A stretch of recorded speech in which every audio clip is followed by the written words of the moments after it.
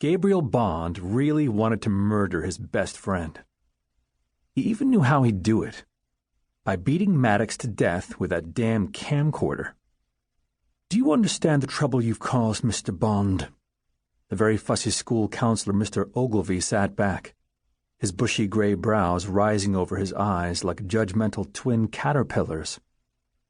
Gabe had always loathed his last name, since no one at the exalted Creighton Academy would call him anything but Mr. Bond.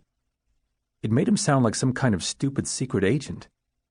Currently, they'd come to the point in the James Bond film when the floor opened and dropped him into a vat of man-eating sharks while the bad guy monologued.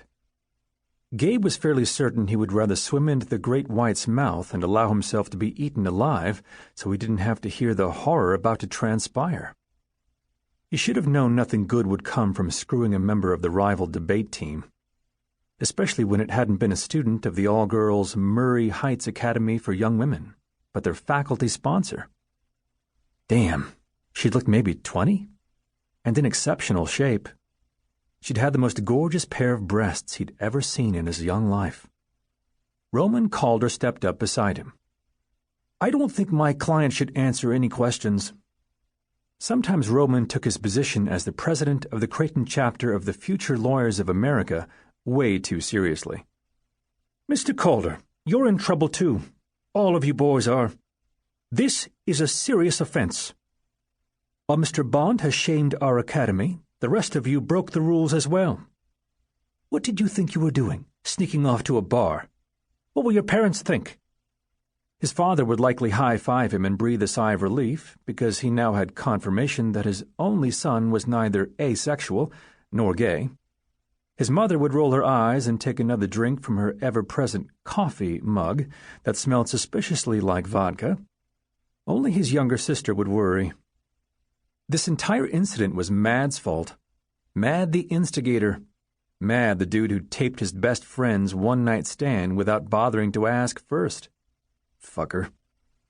Gabe felt his face flush slightly, but he'd learned enough about the world to know when to bluster his way through. Yeah, Mad had taught him that too. "Mr. Ogilvy, I don't understand why my friends are here. Maybe they were out after curfew, but it's no secret that nearly every student is from time to time." Another thing Gabe had learned was when to throw himself on his sword. God, he was going to miss his friends. If his stupid dick got him expelled, he had no illusions about what would happen.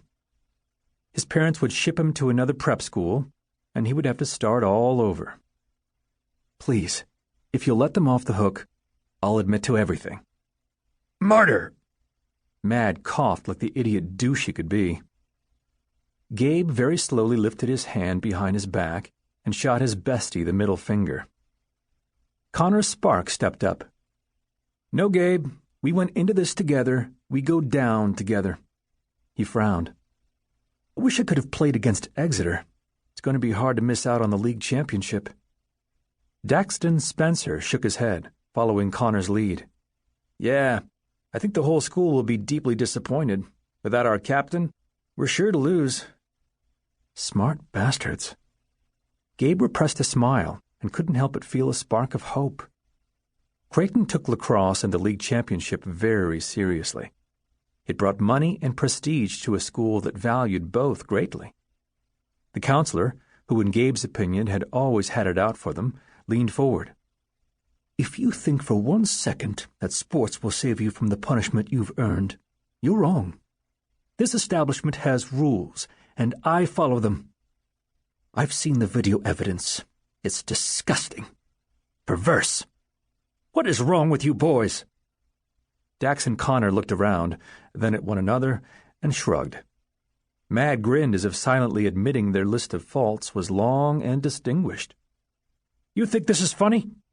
Expulsion is the only acceptable outcome for this mess.